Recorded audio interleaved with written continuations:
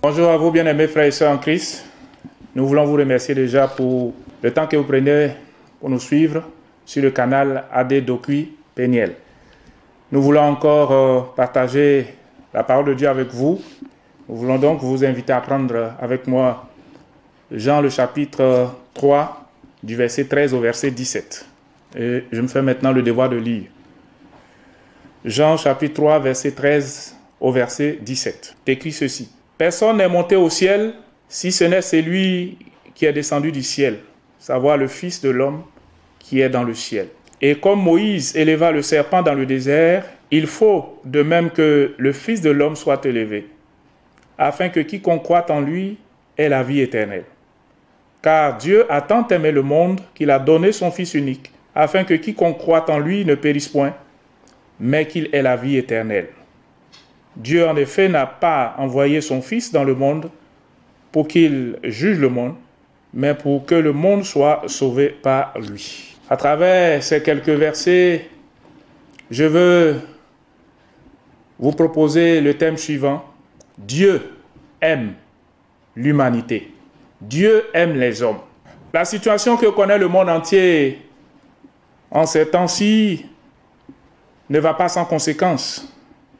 Cette crise sanitaire révèle chaque jour une autre facette. Vous avez remarqué que nous avons pu voir ensemble les dimensions économiques, sociales et politiques de la crise. Bien entendu, il y a un autre aspect spirituel. Justement, cet aspect spirituel s'avère tellement délicat et d'une extrême importance, d'autant plus qu'il peut avoir un écho irréversible sur la vie éternelle de l'homme, que nous sommes amenés, n'est-ce pas, à le considérer de plus près. En effet, quand on se rend compte qu'en moins de 5 mois, nous comptons près de 130 000 personnes décédées en cascade des suites du Covid-19, on comprend bien que des âmes faibles puissent en arriver à douter de l'amour de Dieu. Ici et là, on s'interroge, sans réponse. Avec toutes ces horreurs-là, est-ce que le Créateur qu'on dit être si bon, l'est-il effectivement? Au regard de ces morts, de ces nombreuses morts, comme en convoi, peut-on effectivement penser que Dieu aime vraiment les hommes? Ou encore, est-ce que Dieu se met-il réellement en peine de la race humaine? Autant de questions qui nous motivent à ouvrir la Bible, la parole de Dieu, afin d'y trouver des éléments de réponse pour consoler les uns et apporter la solution de Dieu aux autres. À cet effet, nous pouvons affirmer sans embâche que Dieu aime effectivement l'humanité.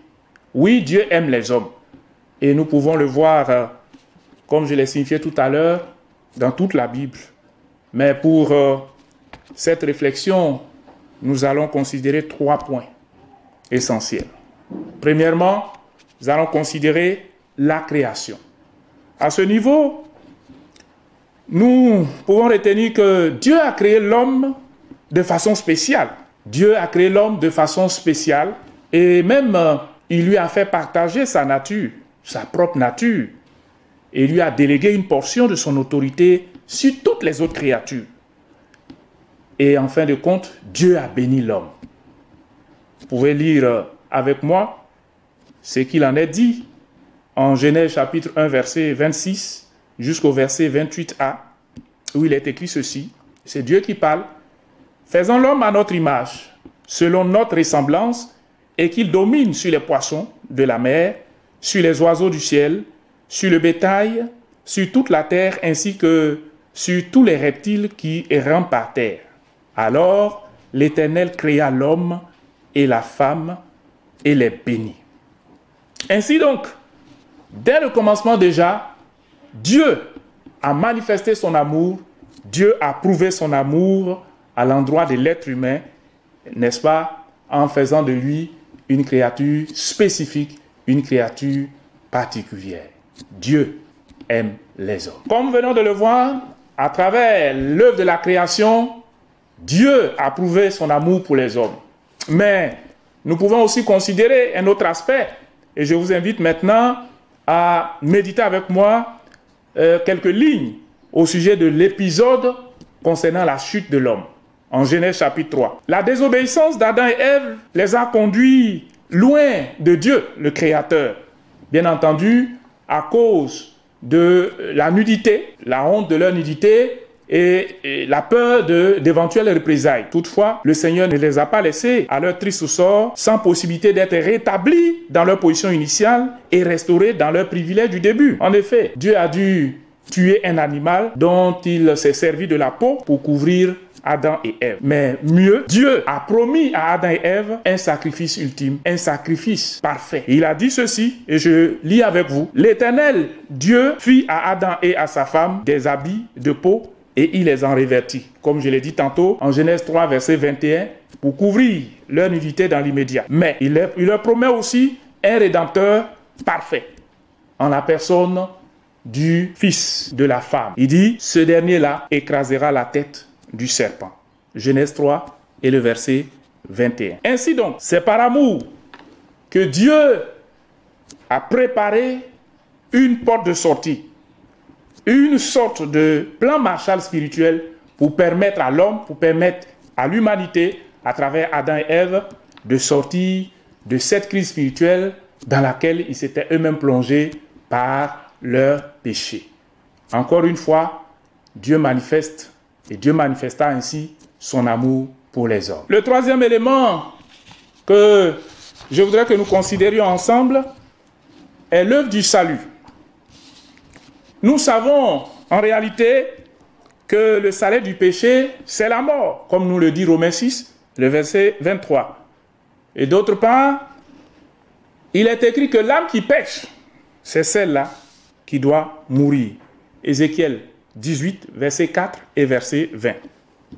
Cependant, il est clair que ni la mort d'Adam, ni la mort de ses descendants ne pouvaient sauver la race humaine, à cause, bien entendu, du péché originel, la désobéissance d'Adam et d'Ève. Il fallait donc, en parlant du fruit ou du descendant de la femme, il fallait un autre Adam, un autre qui soit à la fois 100% humain, mais aussi et surtout 100% divin, c'est-à-dire sans aucun péché. Et là encore, Dieu va sortir le grand jeu. Dieu va réagir. Il n'a pas attendu que l'humanité soit parfaite pour que ses exigences soient satisfaites. Il réagit aussitôt lui-même et il est dit, comme nous l'avons lu, Dieu a tant aimé le monde qu'il a donné son Fils unique, afin que quiconque croit en lui ne périsse point, mais qu'il ait la vie éternelle. Jean 3 et le verset 16. C'est pourquoi Paul dira, le don gratuit de Dieu pour les hommes, c'est la vie éternelle en Jésus-Christ, notre Sauveur. Romains 6 et le verset 23b. En somme, Dieu a prouvé son amour envers nous, en ce que, lorsque nous étions encore des pécheurs, Dieu a donné Christ, qui est mort pour nous. Romains, le chapitre 5 et le verset 8. Bien-aimés frères et sœurs, soyons rassurés. Dieu aime l'humanité. Dieu aime les hommes. Et Dieu nous aime, nous particulièrement, qui sommes en Christ Jésus. Car c'est avec raison que Paul dit, qui nous séparera de l'amour de Christ? Sera-ce la tribulation, ou l'angoisse, ou la persécution, ou la faim, ou la nudité, ou le péril, ou l'épée? Bien des situations que nous vivons aujourd'hui dans cette crise qui s'impose à nous. Mais dans toutes ces choses, y compris tout ce que nous endurons actuellement, Paul continue et dit, nous sommes plus que vainqueurs par celui qui nous a aimés. Alléluia. Car, dit-il, j'ai l'assurance que ni la mort, ni la vie, ni les anges, ni les dominations, ni les choses présentes, ni les choses à venir, ni les puissances, ni la hauteur, ni la profondeur, ni aucune autre créature ne pourra nous séparer de l'amour de Dieu manifesté en Jésus-Christ, notre Seigneur. Romains, le chapitre 8, verset 35 et verset 37 jusqu'au verset 39.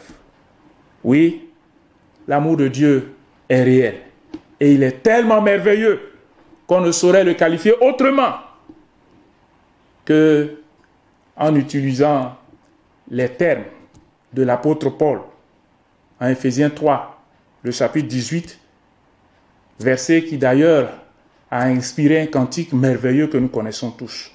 L'amour de Dieu, il est si vaste en largeur et en longueur qu'on ne peut le contourner, si profond qu'on ne peut le sonder, il est si haut qu'on ne peut le surmonter. Oh, quel amour! Quel amour! Quel amour ineffable! Oui, Dieu nous aime d'un tel amour. Soyons-en rassurés. Et nous qui sommes en Christ, nous savons de quoi il s'agit. À ce niveau de mon propos, je voudrais maintenant m'adresser à ces amis qui sont loin de Jésus, qui ne savent pas à quel saint se vouer. À vous, chers amis, sachez que l'Éternel qui vous a créé, il vous aime. Et il vous aime tel que vous êtes. Puissiez-vous chercher à le connaître.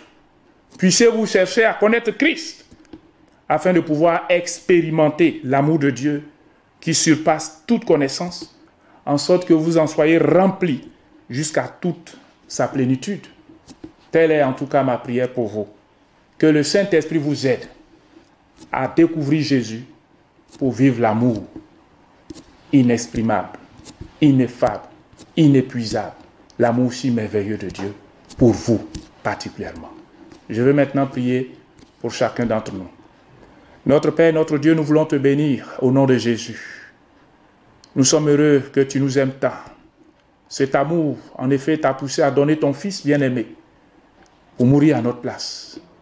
Jésus a dit, à peine, à travers l'apôtre Paul, à peine accepterait-on de mourir pour des justes. Mais Christ, lui, a accepté de mourir pour nous autres pécheurs, manifestant ainsi son amour, prouvant ainsi l'amour de Dieu. Et nous sommes heureux d'en bénéficier. C'est pourquoi nous te disons merci infiniment. Aussi voudrons-nous prier pour que cet amour s'étende jusqu'aux extrémités de la terre, jusqu'à nos amis qui ne te connaissent pas encore, Seigneur. Touche leur cœur, remplis-les de ton amour et que cela soit, eh bien, pour ta gloire, pour ton honneur, au nom de Jésus. Amen.